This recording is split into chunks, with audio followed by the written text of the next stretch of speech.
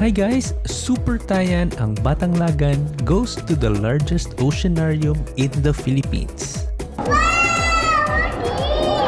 The Cebu Ocean Park. In today's vlog, we will have a quick tour inside the park as we are sharing to you our top 8 things to experience inside the Cebu Ocean Park.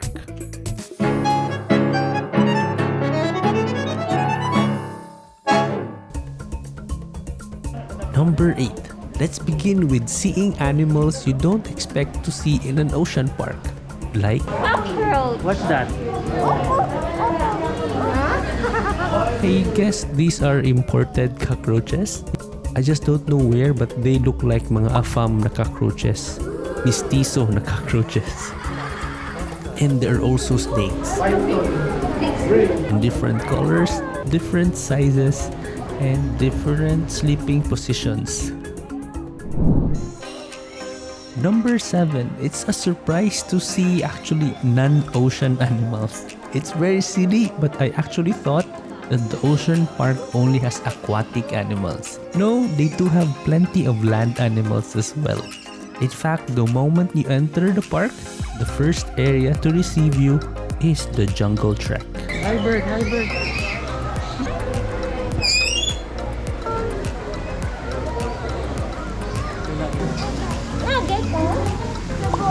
O katubok ni mo ba?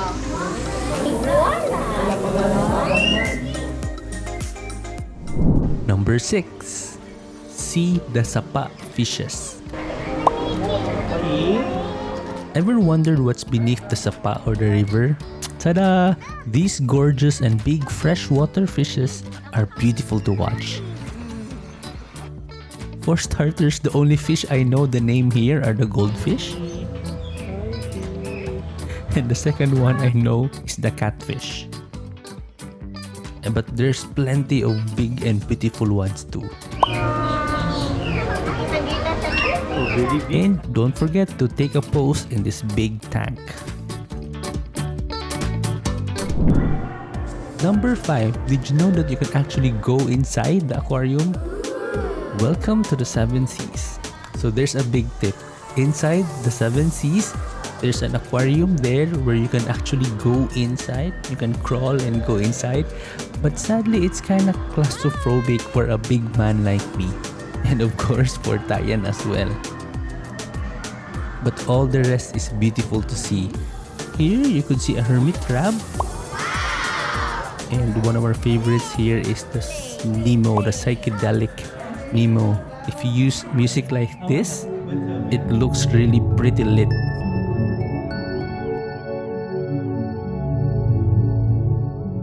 And besides psychedelic Nemo is something pretty stoned, it's a stonefish.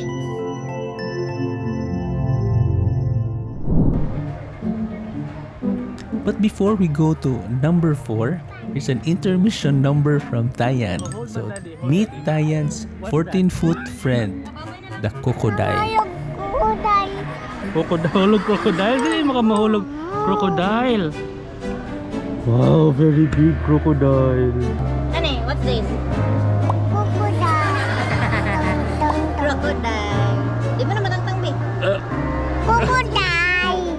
Asa man crocodile? Crocodile! Number 4.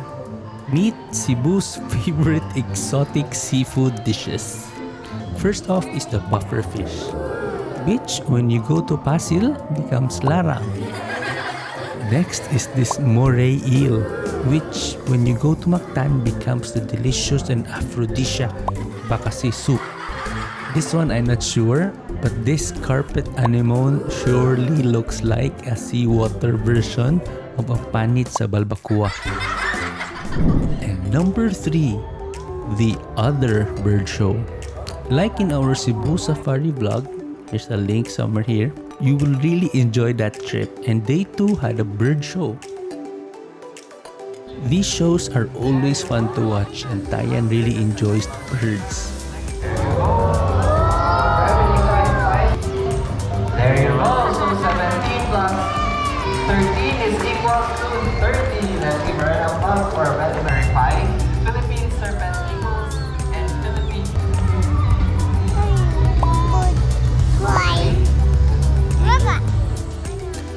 However, if you look closer, if there's an indie movie, there's also an indie bird show featuring our local maynas. May opening number, mga mayna. Mga mayna sa gawas. Pero, mayna.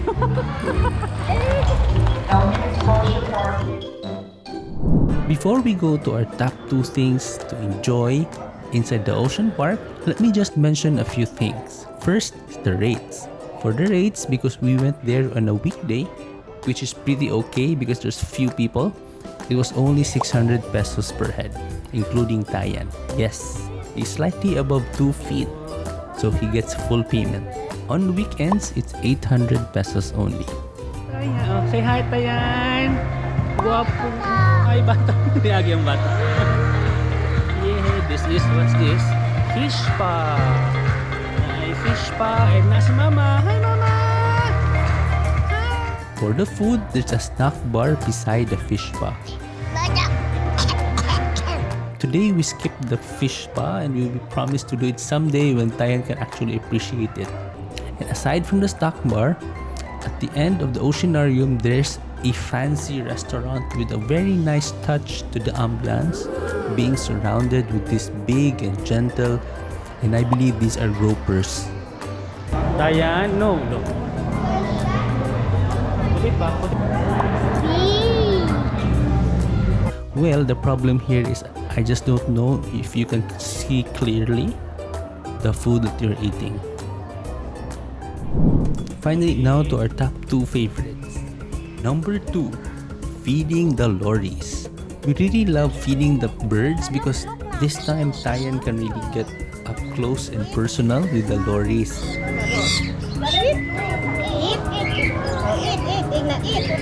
And for only 100 pesos, you can feed them with honey and they'll just swarm over you. Ikaw hold?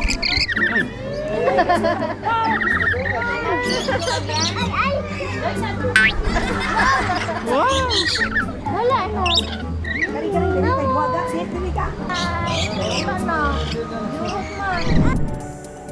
And lastly, number 1, our most favorite, where we stayed really long, that is enjoying the magnificent Oceanarium.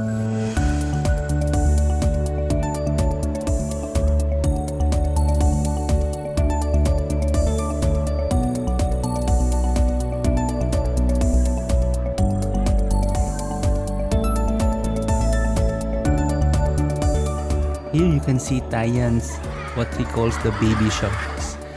Actually, these are black-tip reef sharks.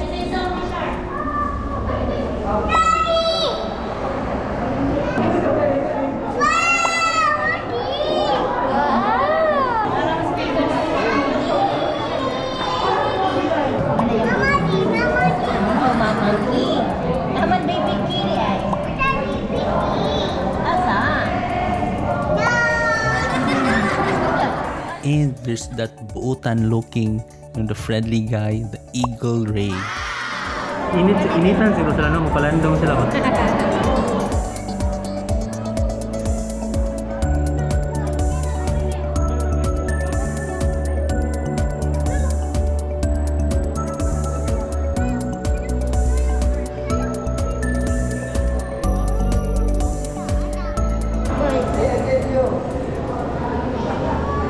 Well, this is a fact that it's actually quite different and really a fulfilling experience if you're actually there than just seeing the pictures. All in all, the Cebu Ocean Park is a must for families of all ages, be it young, adults, and teens, and even the old ones. Everyone we saw there had a really great time. One can really get a different appreciation to all animals and sea creatures by being in an ocean park. In a way, slowly, unconsciously, you level up your understanding and see these beautiful neighbors of ours in a totally different way. That's it. That's our top 8 things to experience in the Cebu Ocean Park. Thank you for joining us in another adventure of Super Tayan, ang Batang Lagan. Of course, we invite you to please subscribe and tell us what you think. You may ask questions in the comment box below. Once again, thank you for watching and see you in the next adventure of Super Tayan, ang Batang Lagan.